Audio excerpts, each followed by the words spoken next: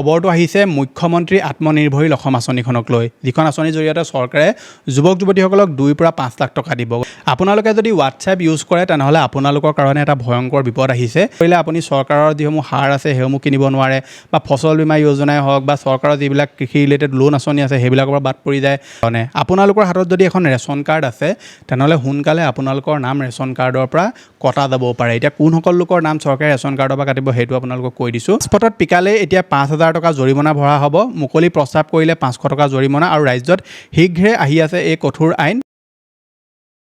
Digital Assam 2.0 চেনেলটোৰ ৰাতিপুৱাৰ এটা নতুন ভিডিঅ'লৈ আপোনালোক সকলোকে পুনৰবাৰ স্বাগতম জনাইছোঁ। অন্য দিনৰ নিচিনাকৈ আজিও আপোনালোকৰ কাৰণে বহুত কেইটা গুৰুত্বপূৰ্ণ খবৰ একেলগতে এই ভিডিঅ'টোত লৈ আনিছোঁ। গতিকে হাতত চাহ একাপ লৈ লওক আৰু ভিডিঅ'টো সম্পূৰ্ণৰূপে প্ৰথমৰ পৰা শেষলৈকে চাওক, যাতে প্ৰত্যেকটো গুৰুত্বপূৰ্ণ ইনফৰমেশ্যন আপোনালোকে লাভ কৰিব পাৰে। ভিডিঅ'টো যদি চাই আপোনাৰ ভাল লাগে ভিডিঅ'টোত লাইক এটা কৰিব, চেনেলটোলৈ যদি প্ৰথম আহিছিলে ছাবস্ক্ৰাইব কৰি ল'ব এনেকুৱা ধৰণৰ ইনফৰ্মেটিভ ভিডিঅ' ৰেগুলাৰ চাই থাকিবৰ কাৰণে। আহক আজি ভিডিঅ'টো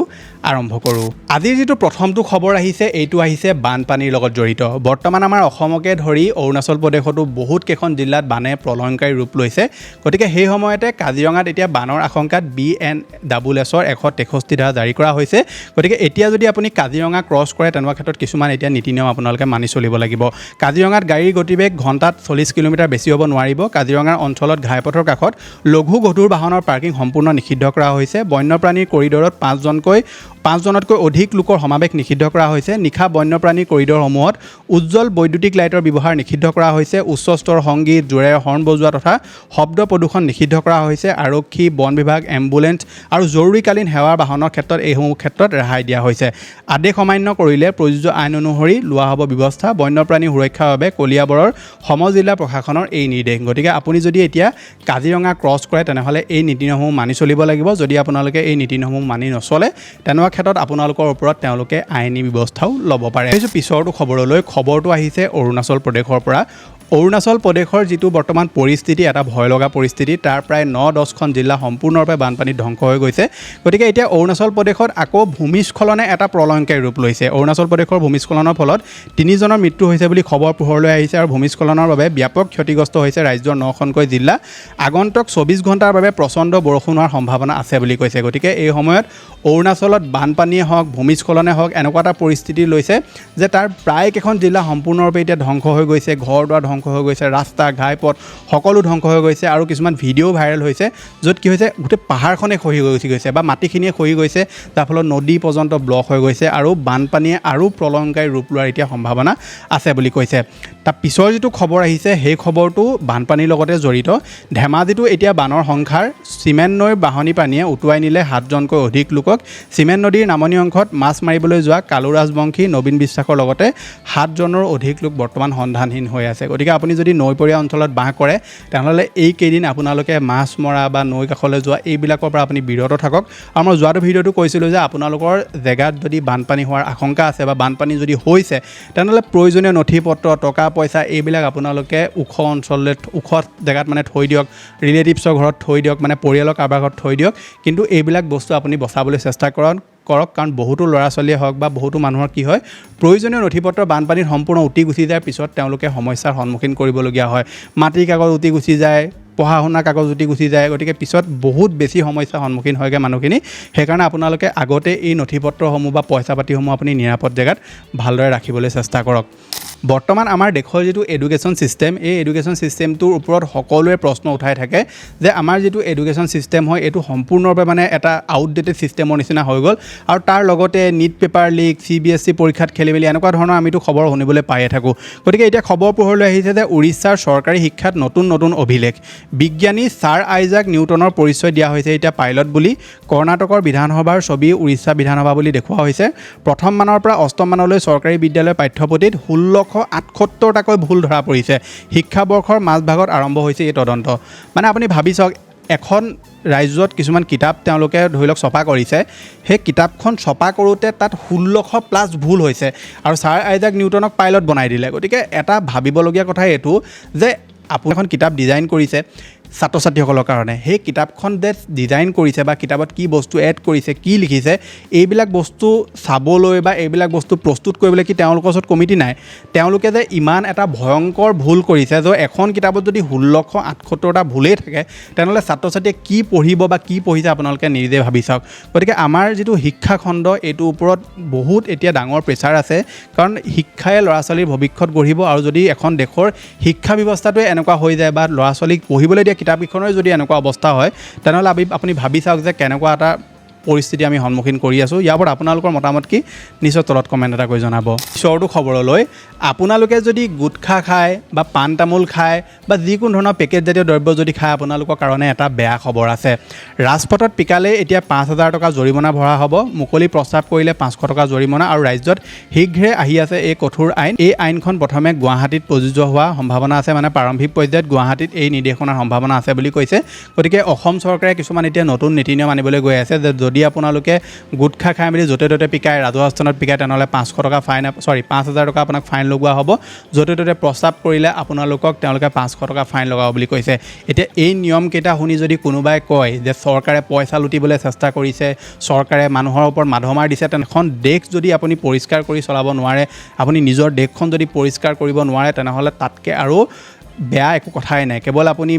মোৰ দেশ মহান মই মোৰ দেশক ভাল পাওঁ কৈ থাকিলে নহ'ব নিজৰ দেশখন যদি আপুনি পৰিষ্কাৰ পৰিচ্ছন্ন কৰি ৰাখিব নোৱাৰে তেনেহ'লে তাতকৈ আৰু কি লাগিছে গতিকে চৰকাৰে এই যিটো নিয়ম বান্ধিছে বা নিয়ম বান্ধিবলৈ গৈ আছে তেওঁলোকে প্ৰাৰম্ভিক পৰ্যায়ত এইটোত গুৱাহাটীত তেওঁলোকে এই নিৰ্দেশনাটো জাৰি কৰিব বুলি কৈছে গতিকে এই যিটো কঠোৰ নিয়ম চৰকাৰে আনিছে মোৰ হিচাপত কোনোবাই যদি ৰাস্তাত পিকায় তেনেহ'লে 10,000 টকা ফাইন লগাব লাগে প্ৰস্তাৱ কৰিলেও 10,000 টকা ফাইন লগাব লাগে জাবৰ জোঁথৰ পলিথিন গাড়ী পৰা পেলাই দিয়া প্লাষ্টিকৰ বটল পেলাই দিয়া তেওঁলোকৰ ওপৰতো 5-6,000 টকা ফাইন মাৰিব লাগে তেতিয়াহে মোৰ হিচাপত মানুহখিনি চিধা হ'ব আৰু আমাৰ ভাৰতবৰ্ষৰ যিখিনি মানুহ যদি ধৰি লওক বাৰে বাৰে এটা প্ৰশ্ন আহি থাকে যে ভাৰতবৰ্ষৰ মানুহৰ চিভিক চেন্স নাই কিবা নাই তেতিয়াহে মানুহখিনি অলপ ঠিক হ'ব বা মানুহখিনিয়ে যি পৰিষ্কাৰ পৰিচ্ছন্নতা এইবিলাকৰ ওপৰত গুৰুত্ব দিব গতিকে চৰকাৰৰ এই পদক্ষেপটোত মইতো সম্পূৰ্ণ সমৰ্থন জনাইছোঁ আপোনালোকে সমৰ্থন জনাইছেনে নাই জনা নিশ্চয় তলত কমেণ্ট এটা কৰি জনাবলৈ নাপাহৰিব বাকী আৰু এটা কথা হয় যে চৰকাৰে গুটখা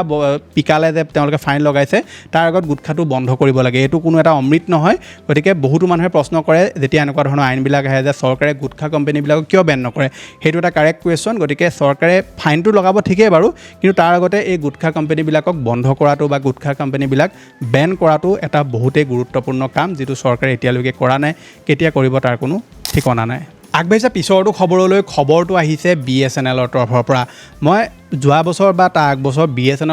BSNLক লৈ বহুতবিলাক ভিডিঅ' বনালোঁ যে আপোনালোকে BSNLলৈ চিম পৰ্ট কৰক আপোনালোকে BSNL লওক বেলেগ চিম বাদ দিয়ক কাৰণ BSNL ইমান নতুন নতুন অফাৰ আনিছিলে সুবিধা আনিছিলে কিন্তু তাৰপাছত BSNLৰ গ্ৰাফডাল এনেকৈ তললৈ গুচি আহিলে প্ৰথমেতো এনেকৈ উঠিলে তাৰপৰা একদম মাটিত সোমাই গুচি গ'লি গতিকে এতিয়া খবৰ পোহৰলৈ আহিছে যে BSNLৰ পৰা প্ৰায় 1 লাখমান ইউজাৰ সম্পূৰ্ণৰূপে আঁতৰি গুচি গ'ল মানে BSNL চিম এৰি দিলে এটা সময়ত BSNL পিক লৈছিলে মানে 2024-25ৰ সময়ত BSNL একদম এটা হাইক লৈছিলে মানে যিটোত মানুহে ভাবিছিলে যে BSNL আকৌ আহি যাব BSNL চিম আমি ইউজ কৰিম এতিয়া ধৰি লওক সস্তাতে নেট পাম সস্তাতটো ৰিচাৰ্জ নেট দিয়ে আগতকৈতো বাৰু অকণ বাঢ়িলে তেওঁ বুলি নেট আৰু ৰিচাৰ্জ দিয়ে বহুতো জেগাত BSNLৰ নেটৱৰ্কো পায় ভালকৈ কিন্তু BSNL এতিয়াও অলমষ্ট জেগাতে BSNLৰ নেটৱৰ্ক একদমেই কাম নাই যাৰ ফলত মানুহে BSNL আকৌ এৰিবলৈ আৰম্ভ কৰি দিছে আৰু এটা সময়ত যদি এনেকৈ থাকে BSNL সম্পূৰ্ণৰূপে শেষ হৈ যাবগৈ আৰু শেষত গৈ মেলি BSNLৰ কেৱল ব্ৰডবেণ্ড কানেকশ্যনটোৱে থাকিব বহুতে মোক সুধি আছিলে যে আপুনি এয়াৰটেলৰ ব্ৰডবেণ্ড ইউজ কৰে নি মই এয়াৰটেলৰ ব্ৰডবেণ্ড ইউজ নকৰোঁ এইটো যে লাগি আছে এইটো BSNLৰ হয় গতিকে আপুনি BSNLৰ ব্ৰডবেণ্ড ইউজ কৰিব পাৰে মানে ফাইবাৰ ইউজ কৰিব পাৰে কোনো তাত প্ৰব্লেম নাই ভাল ছাৰ্ভিচ দিয়ে তেওঁলোকে কিন্তু বাকী BSNLৰ যি ধৰি লওক মোবাইল নেটৱৰ্ক এইবিলাক একদম বেকাৰ বহুত জেগাত কিন্তু কিছুমান জেগাত বহুত ভাল যাৰ কাৰণে মানুহে BSNLৰ নেটৱৰ্ক এই পিছৰটো খবৰলৈ খবৰটো আহিছে ৰেচন কাৰ্ড থকা লোকসকলৰ কাৰণে আপোনালোকৰ হাতত যদি এখন ৰেচন কাৰ্ড আছে তেনেহ'লে সোনকালে আপোনালোকৰ নাম ৰেচন কাৰ্ডৰ পৰা কটা যাব পাৰে এতিয়া কোনসকল লোকৰ নাম চৰকাৰে ৰেচন কাৰ্ডৰ পৰা কাটিব সেইটো আপোনালোকক কৈ দিছোঁ যিসকল লোকে ধৰি লওক টেক্স পে'মেণ্ট কৰে মানে টেক্স দি থাকে তেওঁলোকৰ নাম ৰেচন কাৰ্ডৰ পৰা এতিয়া কাট খাব যিসকলৰ ভাল চৰকাৰী চাকৰি আছে তেওঁলোকৰ ৰেচন কাৰ্ডৰ পৰা নাম কাট খাব যিসকলক চৰকাৰে ৰেচন কাৰ্ড পাবৰ কাৰণে ধৰি লওক এটা গাইডলাইন্স বান্ধি দিছে বা নিয়ম কিছুমান বান্ধি দিছে যে আপোনালোকৰ ইনকাম ইমানটো হ'ব লাগিব তাতকৈ বহুত ওপৰত তেওঁলোকৰ ইনকাম তেওঁলোকৰ ৰেচন কাৰ্ডৰ পৰা নাম কাট খাব লগতে যিসকলে KYC নাই কৰা KYC নকৰিলে তেওঁলোকৰ ৰেচন কাৰ্ডখন মানে পাৰ্মানেণ্টলি নহয় টেম্পৰলি তেওঁলোকৰ ৰেচনটো বন্ধ হ'ব বুলি কৈছে গতিকে আপোনালোকৰ যদি ৰেচন কাৰ্ড আছে আৰু আপুনি যদি এতিয়ালৈকে KYC কৰা নাই তেনেহ'লে কৰি ল'ব যদি কৰি থোৱা আছে কৰিবলৈ একো প্ৰয়োজন নাই আপোনাৰ ৰেচন পাই থাকিব কিন্তু যদি নাই কৰা তেনেহ'লে আপুনি কৰাটো বাধ্যতামূলক নকৰিলে আপুনি ৰেচন পোৱাত অকণমান অসুবিধাৰ সন্মুখীন হ'ব লাগিব বাকী চৰকাৰে যিখিনি এলিজিবিলিটি ক্ৰাইটেৰিয়া বান্ধি দিছে সেইখিনিৰ ভিতৰত যদি আপুনি নপৰে তেনেকুৱা ক্ষেত্ৰত কিন্তু আপুনি ৰেচন কাৰ্ডখনৰ পৰা বাদ পৰিব পিছৰটো খবৰটো আহিছে PM কিষাণ সন্মান নিধি আঁচনিখনক লৈ PM কিষাণ সন্মান নিধি আঁচনি হওক বা চৰকাৰৰ যিকোনো ধৰণৰ কৃষি ৰিলেটেড আঁচনিক লৈ আপোনালোক সকলোৱে জানে যে চৰকাৰে এটা নিয়ম বান্ধি দিছে বা এটা তেওঁলোকে কাম কৰি আছে যিটো হৈছে আপোনাৰ ফাৰ্মাৰ ৰেজিষ্ট্ৰেশ্যন বা কৃষক পঞ্জীয়ন গতিকে এতিয়া কৃষক ৰাইজক সকলো প্ৰকাৰৰ চৰকাৰী সা সুবিধা প্ৰদানৰ লক্ষ্য আগত ৰাখি চৰাইদেউ লখিমপুৰ শোণিতপুৰকে ধৰি অসমৰ প্ৰায় সংখ্যক জিলাতে জিলা কৃষি বিভাগৰ উদ্যোগত ঘৰে ঘৰে কৃষক পঞ্জীয়নৰ প্ৰক্ৰিয়া আৰম্ভ হৈছে প্ৰতিগৰাকী অংশীদাৰ সম্বন্ধিত সহযোগে নিশ্চিতভাৱে কৃষক ৰাইজৰ উত্তৰণত বিশেষভাৱে সহায় কৰিব গতিকে পীযুষ হাজৰিকা ডাঙৰীয়াই এই যিটো ফেচবুক পোষ্ট তেওঁ দিছিলে গতিকে আপোনালোকৰ জিলাটো যদি বা আপোনালোকৰ অঞ্চলতো যদি ফাৰ্মাৰ ৰেজিষ্ট্ৰেশ্যন কৰি আছে সোনকালে কৰোৱাই ল'ব যদি আপুনি বাই চান্স বাদ পৰি গ'ল ঘৰত নাছিলে বা থাকি গ'ল সোনকালে আপুনি তেওঁলোকক কৈ মেলি এইটো কাম কৰোৱাই ল'ব ফাৰ্মাৰ ৰেজিষ্ট্ৰেশ্যন নকৰিলে আপুনি চৰকাৰৰ যিসমূহ সাৰ আছে সেইসমূহ কিনিব নোৱাৰে বা ফচল বীমা যোজনাই হওক বা চৰকাৰৰ যিবিলাক কৃষি ৰিলেটেড লোন আঁচনি আছে সেইবিলাকৰ পৰা বাদ পৰি যায় লগতে PM কিষাণ আঁচনিখনৰ যিটো পইচা সেইটোৰ পৰা আপুনি আহিবলগীয়া সময়ত বাদ পৰি যাব গতিকে সেইকাৰণে যদি ফাৰ্মাৰ ৰেজিষ্ট্ৰেশ্যন আপুনি এতিয়ালৈকে কৰা নাই সোনকালে ফাৰ্মাৰ ৰেজিষ্ট্ৰেশ্যনটো কৰোৱাই ল'ব বৰ্তমান সময়ত আমাৰ যদি বেংক একাউণ্টৰ লগত কিবা যদি খেলি মেলি হৈ যায় বেংকে ডাইৰেক্ট একাউণ্টটো ফ্ৰিজ কৰি দিয়ে মানে আপোনাৰ একাউণ্টত যদি কিবা আননোন জেগাৰ পৰা পইচা সোমালে আৰু বেছিকৈ পইচা সোমাই গ'ল বা সেই পইচাটো যদি ফ্ৰড আছিলে বেংকে আপোনাৰ একাউণ্টটো লগালগ ফ্ৰিজ কৰি দিয়ে তাৰপাছত আপুনি একাউণ্টটো খুলিব নোৱাৰে হাহাকাৰ কৰিবলগীয়া হয় গতিকে এতিয়া গভৰ্ণমেণ্টে এটা নতুন পৰ্টেল মুকলি কৰিছে যিটো হৈছে GRM পৰ্টেল এইটোত আপুনি ডাইৰেক্টলি একাউণ্ট ফ্ৰিজক লৈ কমপ্লেইন কৰিব পাৰিব আপোনাৰ কমপ্লেইনটো ডাইৰেক্ট তেওঁলোকে তাত শুনিব বুলি কৈছে আৰু তাৰ পৰা আপোনাৰ একাউণ্টটো ফ্ৰিজ যদি কৰিবলগীয়া হয় লগালগ তেওঁলোকে আনফ্ৰিজ যদি কৰিবলগীয়া হয় লগালগ তেওঁলোকে আনফ্ৰিজ কৰিব বুলি কৈছে গতিকে বেংকত গৈ আপোনালোকে এতিয়া ধৰি লওক হাতে ভৰি ধৰি থকাতকৈ ডাইৰেক্টলি আপোনালোকে এই পৰ্টেলটোতে এতিয়া কমপ্লেইন দিব পাৰিব বুলি কৈছে গতিকে পৰ্টেলটো মই নিজেও চেক কৰি চাম কেনেকৈ কি হয় ফাংচনখিনি আৰু নেক্সট ভিডিঅ'ত আপোনালোকক মই ইয়াৰ বিষয়ে সবিশেষ জনাই দিম বাকী আপোনালোকে বেংক একাউণ্টত কেতিয়াও ধৰি লওক আননোন ব্যক্তিৰ পৰা পইচা লোৱাৰ পৰা আপোনালোকে হাত সাৰি থাকিব আৰু লগতে আপোনালোকে যিটো বেংক একাউণ্ট ধৰি লওক ডেইলি ইউজ কৰে তাত কেতিয়াও ছেভিংছৰ পইচা নাৰাখিব তাৰ কাৰণে এক্সট্ৰা এটা একাউণ্ট খুলি সেইটোতে আপুনি ছেভিংছৰ পইচা ৰাখিব যাতে আপোনালোকৰ একাউণ্টত কেতিয়াবা ধৰি লওক ফ্ৰড পইচাও যদি সোমাই যায় যাতে আপোনালোকৰ একাউণ্টটো বেংকে ফ্ৰিজ কৰিলেও আপোনালোকৰ ওচৰত যাতে ছেভিংছৰ পইচাকেইটাত কোনো ধৰণৰ প্ৰব্লেম নহয় আৰু সেই একাউণ্টটো যদি আপুনি আনফ্ৰিজ কৰিবলৈ অলপ দৌৰা মেলা কৰিবলগীয়া হয় বা লাহে লাহেও কৰিবলগীয়া হয় তাতো যাতে আপোনালোকৰ কোনো ধৰণৰ প্ৰব্লেম নহয় সেইকাৰণে সদায় দুটা বেংক একাউণ্ট আপোনালোকে খুলি ৰাখিব আগবাঢ়ি যোৱা পিছৰটো খবৰটো আহিছে হোৱাটছআপ ইউজাৰসকলৰ কাৰণে আপোনালোকে যদি হোৱাটছআপ ইউজ কৰে তেনেহ'লে আপোনালোকৰ কাৰণে এটা ভয়ংকৰ বিপদ আহিছে যিটোৰ পৰা আপোনালোকে বাদ পৰিবৰ কাৰণে বা হাত সাৰিবৰ কাৰণে এটা আপোনালোকে কাম কৰিব লাগিব আপুনি যদি হোৱাটছআপ ৱেব ইউজ কৰে মানে মোবাইলত যিসকলে হোৱাটছআপ ইউজ কৰে তেওঁলোকক কথা কোৱা নাই যিসকলে লেপটপ বা কম্পিউটাৰত হোৱাটছআপ ইউজ কৰে তেওঁলোকক CERT তৰফৰ পৰা এটা নিৰ্দেশনা জাৰি কৰা হৈছে যে আপোনালোকৰ হোৱাটছআপত যদি আননোন নম্বৰৰ পৰা .vbs টাইপৰ কিবা ফাইল আহে তেনেহ'লে সেই ফাইলটোত আপুনি কেতিয়াও ক্লিক নকৰিব কাৰণ সেই ফাইলটো এটা মেলৱেৰ হয় যিটো আপোনাৰ কম্পিউটাৰৰ ফাইল বা কম্পিউটাৰৰ ছিষ্টেমটো আপোনাক কাৰাপ্ট কৰিব পাৰে লগতে আপোনাৰ ডেটাও লিক কৰিব পাৰে গতিকে আপুনি যদি হোৱাটছআপ ৱেব ইউজ কৰে তেনেহ'লে এই ক্ষেত্ৰত সাৱধান হ'ব যিসকলে মোবাইল ফোনত হোৱাটছআপ ইউজ কৰে আপোনালোকেও .apk বা যিকোনো ধৰণৰ APK ফাইলে হওক বা ফটোৱে হওক আননোন ব্যক্তিৰ পৰা আহিলে ততাতৈয়াকৈ সেইটো ক্লিক কৰি নিদিব বিপদত আপুনিও পৰিব পাৰে আগবাঢ়িছে পিছৰটো খবৰটো আহিছে মুখ্যমন্ত্ৰী আত্মনিৰ্ভৰশীল অসম আঁচনিখনক লৈ যিখন আঁচনিৰ জৰিয়তে চৰকাৰে যুৱক যুৱতীসকলক 2 পৰা 5 লাখ টকা দিব গতিকে এই আঁচনিখনৰ যিটো পইচা এই পইচাটো আপুনি যদি এপ্লাই কৰিব বিচাৰিছে বা পাম বুলি ভাবি আছে বহুতে ভাবি আছে যে আঁচনিখনৰ এপ্লাই চলি আছে কিন্তু এপ্লাই ষ্টাৰ্ট নাই হোৱা মোক বহুতে কমেণ্ট কৰি বা মেছেজ কৰি সুধি আছিলে যে আমাৰ অঞ্চলত হৈ আছে CMTPলে পইচা লৈ কৰি আছে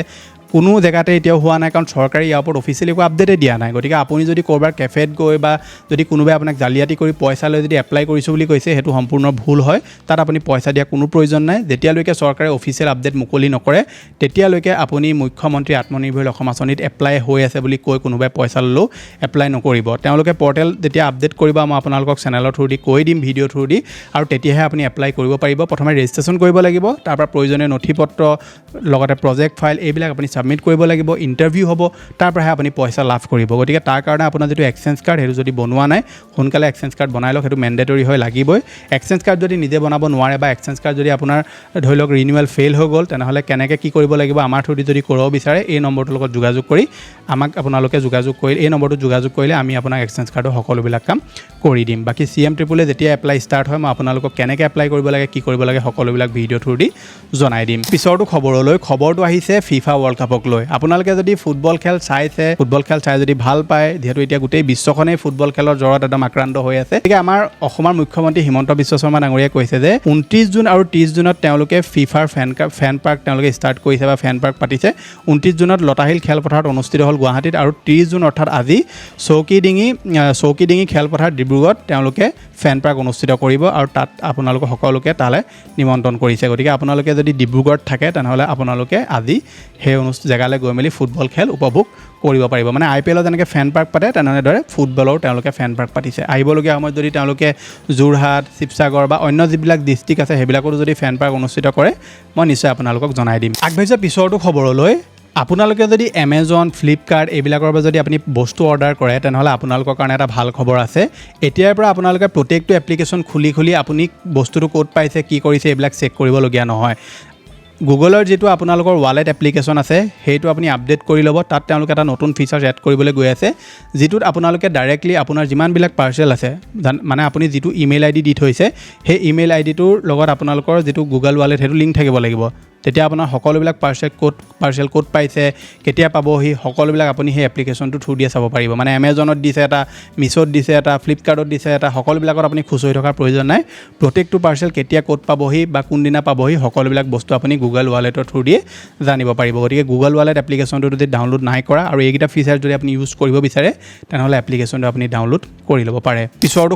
খবৰটো আহিছে LPG গেছ চিলিণ্ডাৰক লৈ আপোনালোক সকলোৱে যদি LPG গেছ চিলিণ্ডাৰ লাভ কৰি থাকিব বিচাৰে তেনেহ'লে চৰকাৰে আপোনাক এটা কাম কৰি ল'বলৈ কৈছিলে যেটো হৈছে আপোনালোকৰ EKYC আপুনি যদি LPG গেছৰ এতিয়াও EKYC কৰা নাই আজি যেটো 30 জুনৰ ভিতৰত তেওঁলোকে কৰি ল'বলৈ কৈছিলে গতিকে সোনকালে আপুনি LPG গেছ চিলিণ্ডাৰৰ যেটো EKYC এটো কৰি ল'ব যদি এতিয়ালৈকে কৰা নাই বাকি যদি কৰি থোৱা আছে তেনেহ'লে চিন্তা কৰা আপোনাৰ প্ৰয়োজন নাই লগতে যিসকলৰ ঘৰত PNG গেছ আছে আৰু তেওঁলোকে যদি LPG গেছ লৈ আছে তেওঁলোককো সোনকালে LPG গেছটো চৰকাৰে সাৰেন্ডাৰ কৰিবলৈ কৈছে মানে দুইটা গেছ আপুনি ইউজ কৰিব নোৱাৰে কেৱল PNG ইউজ কৰিব পাৰিব বা LPG ইউজ কৰিব পাৰিব কিন্তু আপোনাৰ ঠাইত যদি PNG আছে তেনেহ'লে PNG ইউজ কৰিব লাগিব আৰু LPG গেছটো আপুনি PNG গেছ লোৱা 30 দিনৰ ভিতৰত সাৰেন্ডাৰ কৰিব লাগিব বুলি কৈছে যদি নকৰে তেনে ক্ষেত্ৰত আপোনালোকৰ ওপৰত তেওঁলোকে কিছুমান একচনো লোৱাৰ চান্স আছে আগবাঢ়িছে পিছৰটো